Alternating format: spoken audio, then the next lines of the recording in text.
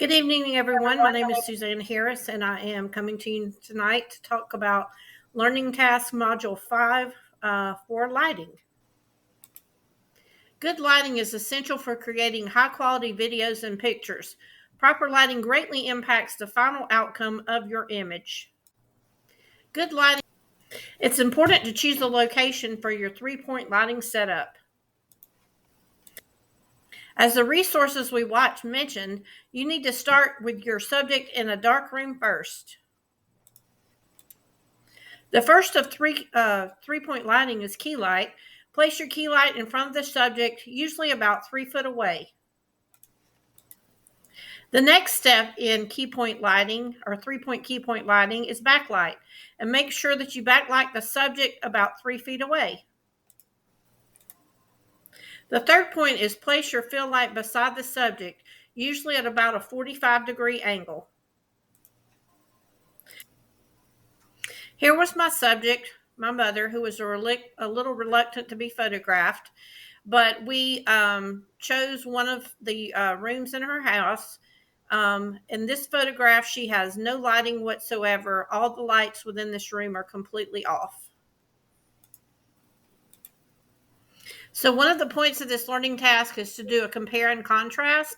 So we'll be comparing an image with no lighting to a three-point lighting. We'll identify all the three lights in the key point lighting. So the considerations will be, how does each light impact the subject? We'll look at the key light individually, the fill light added in, as well as the backlight.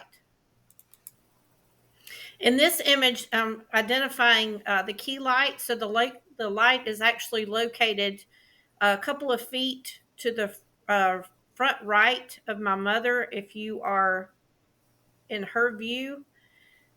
And it is showing a shadow on her right of her face if she is facing the audience.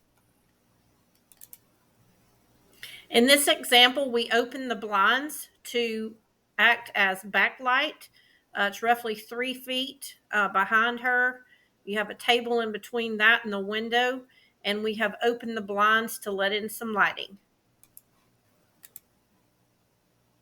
In this example, we used fill light to my mother's right shoulder. There was a window there, and we also opened the blinds there. And in the photograph that will follow, you'll see an example where all three light sources have been identified. In this example, you see a much broader perspective.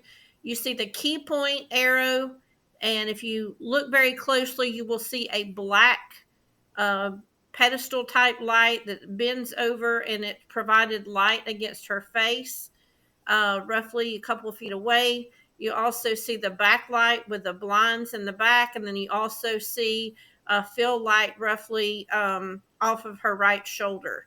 I also turned on the light above the ceiling fan as additional fill light. In this last example, you see the after, and then you see the before. The before has no lighting at all. The blinds are closed. There's no light in the room. And the after is including using all three-point lighting. In this last